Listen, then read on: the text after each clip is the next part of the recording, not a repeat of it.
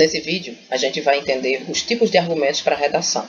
Existem vários tipos de argumentos para a gente colocar na redação e, na verdade, a gente deve usar pelo menos 2 tipos para poder a redação ter uma característica mais aprofundada no tema. Então, a gente vai analisar passo a passo o que deve conter para que vocês possam fazer uma redação no Enem de maneira mais adequada e com o máximo da nota que você puder alcançar. Então, os tipos de desenvolvimento no texto dissertativo e argumentativo no Enem, eles devem ter uma roupagem baseada em opiniões sinalizadas na introdução já, e devem ser desenvolvidas e fundamentadas de maneira objetiva, deixando clara a opinião do autor. Isso vai ocupar cerca de 50% do texto. Então, no desenvolvimento estão os argumentos. A argumentação é um recurso cujo propósito é convencer alguém a concordar com a opinião que está sendo emitida. Então, você poderia pensar da seguinte forma: se não for para convencer, eu nem argumento. E nesse momento da construção textual, os argumentos eles são essenciais, visto que o texto do Enem é dissertativo argumentativo. Então, eles são as provas que a gente apresenta com o propósito de defender a ideia que a gente tem e convencer o leitor de que nós estamos certos. Há diferentes tipos de argumentos e a escolha certa consolida o texto. Então, a gente vai ver os tipos que existem para vocês compreenderem isso melhor. Então, como é que a gente deve introduzir os argumentos? A palavra argumento ela tem uma origem curiosa. Ela vem do latim argumentum, que tem o tema argo, cujo sentido primeiro é fazer brilhar, iluminar, e mesma raiz de argentel, argúcia e arguto. Argumentar é defender seu ponto de vista, sua ideia sobre algo. Assim dizemos que o texto argumentativo ele tem um efeito que é para persuasão, para o convencimento. Então, os argumentos são introduzidos ao longo do texto e logo após a sua tese. Você tem que identificar uma tese, fazer a pergunta por quê, e a resposta são os argumentos. Então, por exemplo, aqui, ó, a adoção da pena de morte no Brasil, que seria a nossa tese, reduziria a violência e diminuiria os gastos com a ressocialização dos presos. Uma medida que poucas vezes funciona, visto que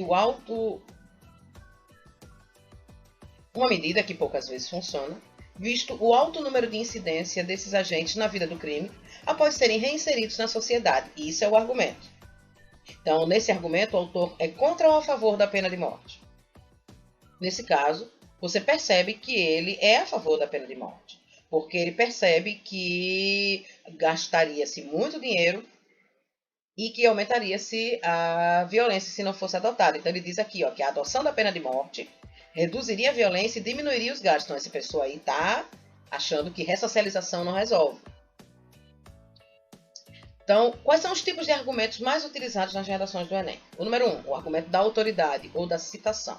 Esse tem uma relação com originalidade, com repertório de citações, vai demonstrar sua cultura, seu repertório e a sua visão de mundo. Para dar mais credibilidade ao argumento, ele será sustentado pela citação de uma fonte confiável. A gente tem falado muito isso aqui nos vídeos. E essa fonte também o argumento tem que ser pertinente. Ele pode ser de um especialista num assunto, numa instituição, uma frase dita por um líder ou um político, algum artista famoso ou um pensador, enfim, uma autoridade que é pública. E não se esqueça que, nesse caso, a frase tem que ser citada diretamente no texto e ela deve vir entre aspas. Então, por exemplo, aqui, ó, o velho Marx tinha razão quando disse: a religião é o ópio do povo. Fiéis, no seu fundamentalismo bíblico, encobrem o rosto com o véu do fanatismo e da alienação e ainda acham que tudo não passa de uma tramóia. É lamentável. O neopentecostalismo, com a teologia da prosperidade, não venceu a desilusão do mundo pós-moderno, onde ainda imperam poder, ganância e corrupção. O tema seria o Estado laico e a desigualdade nas decisões governamentais. Então você vê que há uma situação direta aqui, entre aspas, ó, a religião é o ópio do povo. O argumento por causa e ou consequência. Para comprovar uma tese, pode-se buscar relações de causa, ou seja, os motivos, os porquês, e de consequência, os efeitos, a decorrência daquilo, do problema que você vai elencar, né? Então, por exemplo, as greves e os protestos são importantes para unir esforços em torno do mesmo objetivo, aumentando, assim, as chances de conquistas e de avanços nos direitos democráticos, trabalhistas e sociais. Então, isso é uma consequência positiva, né? E o tema seria manifestações populares no Brasil. Já no outro exemplo, a gente fala aqui, ó, as greves e os protestos paralisam os serviços, prejudicam as pessoas que precisam desses serviços e podem até mesmo ficar mais violentas e agressivas, dependendo do perfil dos envolvidos. Isso é uma consequência negativa. O tema é o mesmo, manifestações populares no Brasil. O número 3, o argumento da exemplificação ou ilustração. Isso tem que ser breve, tem que ser objetivo, né? Então, a exemplificação ela consiste num relato de um pequeno fato. Ele pode ser real ou fictício, do tipo imagine, representativo para aquela situação. Esse recurso argumentativo é amplamente utilizado quando a tese é defendida, é muito teórica e ela carece de esclarecimentos de dados mais concretos. Então, além disso, ele em si já serve para justificar o posicionamento apresentado. Então, vamos dar um exemplo. Os pequenos pingos que caem de uma torneira mal fechada parecem desprezíveis e insignificantes. Porém, basta imaginar que isso pode acontecer em cada lar de 200 milhões de brasileiros para se configurar o real impacto do desperdício de água em nosso país. Se a população inteira ignorar os pequenos pingos diários de uma torneira mal fechada, esses juntos se transformarão em rios de desperdício. Então aqui você tem sim uma ilustração mostrando como seria se isso acontecesse, né? O tema seria a crise hídrica no Brasil. O argumento de provas concretas ou evidências. Esse deve ser breve também e objetivo. Usados para evidenciar a tese por meio de informações concretas, extraídas da realidade que a tornam verdadeira e correta. Então eles podem ser utilizados dados estatísticos, como a gente viu, ou fatos notórios, né, de domínio público. Então, dados relevantes para pesquisar e se ter em mente são a carta na manga, para que você tenha diversos temas. Então, por exemplo, classes sociais, desemprego, desigualdade social, violência, mercado de trabalho, educação, poluição, desperdício, degradação ambiental, né, que mostra o seu conhecimento de mundo. Argumentos de provas concretas ou com evidências, eles podem ter como exemplo essa leitura a seguir. A leitura é muito importante para a formação crítica das pessoas, pois as palavras exercem grande poder sobre a sociedade e elas podem ser muito perigosas se forem usadas para o mal. Hitler, com o poder do seu discurso, por exemplo, persuadiu e convenceu uma nação inteira de que eles eram uma raça superior. Desse modo, a Alemanha participou da maior guerra de todos os tempos, que ceifou milhões de vidas graças ao poder das palavras pronunciadas por um líder governamental. Então você vê que é um exemplo histórico, né? Então mostra a importância da leitura, que é o nosso tempo. O argumento por analogia ou comparação, que deve ser feito com elementos da mesma natureza, compatíveis. Então você vai elencar vantagens e desvantagens como motivação para a realização da comparação. É o argumento que vai envolver o destaque de igualdades ou diferença entre as situações e as citações de jurisprudência, ou seja, são exemplos clássicos de utilidade para esse tipo de argumento e é bastante útil porque o juiz será, de algum modo, influenciado a decidir de acordo com o que já se decidiu em situações anteriores. Então é baseado em situações do passado que você vai decidir as situações atuais. Então, por exemplo, no tema criminalidade no Brasil, em relação à violência nos dias atuais, o Brasil age semelhante a uma noiva abandonada no altar, perdida, sem saber para onde ir, de onde veio e nem para onde quer chegar. E a questão que fica é que se essa noiva largada, que são todos os brasileiros, encontrar novamente um parceiro, ou seja, uma nova saída para o problema. Então é algo metafórico, adequado para alguns gêneros argumentativos, como artigo de opinião, né? Número 6, que seria um argumento de senso comum, consensuais, universais. Então é um argumento que traz uma afirmação que representa um consenso geral. Ele é incontestável. Quando bem selecionados, eles podem ser até irrefutáveis, pois há algumas afirmações que se tornam axiomas e em determinadas sociedades dogmas, né, que tornam-se grandes verdades. Então esse tipo de recurso é o que predomina num texto argumentativo. Isso acaba por torná-lo muito fraco, argumentativamente falando, pois apenas reproduz o que a sociedade já diz. Então não deve ser utilizado como argumento não, tá? A base do seu texto não deve ser um argumento de senso comum.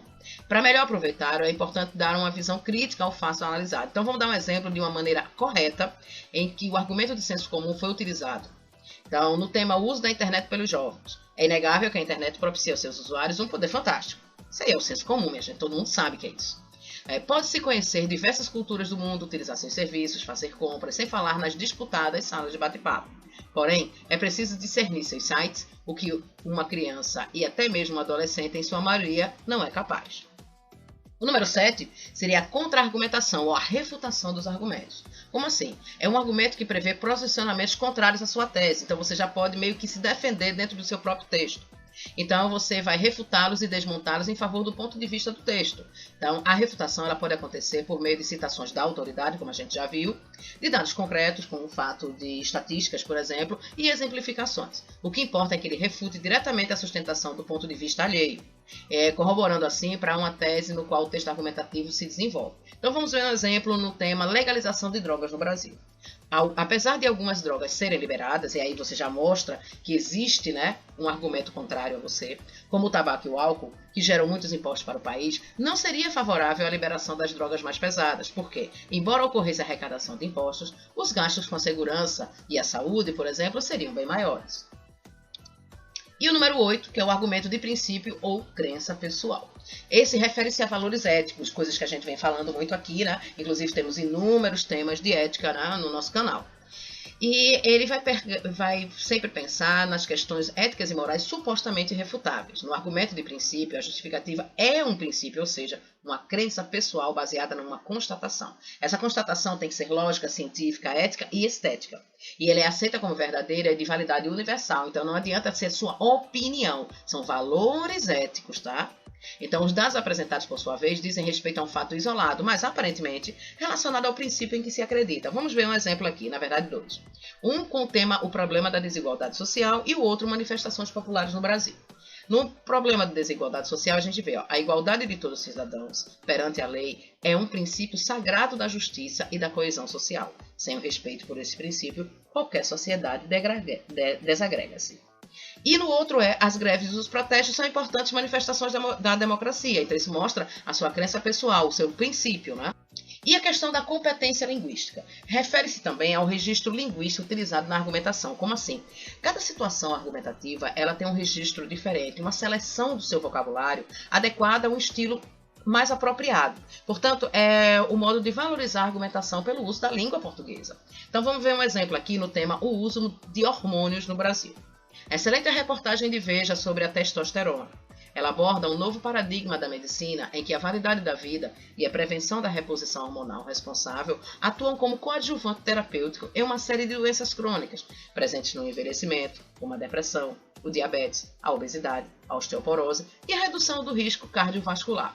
A matéria, oportunamente, coloca em pauta a polêmica da reposição hormonal, sem deixar de realçar os perigos do abuso dessa utilização por fisiculturistas e por profissionais incapacitados para trabalhar com hormônios, sendo esse um dos grandes elementos geradores do risco da reposição.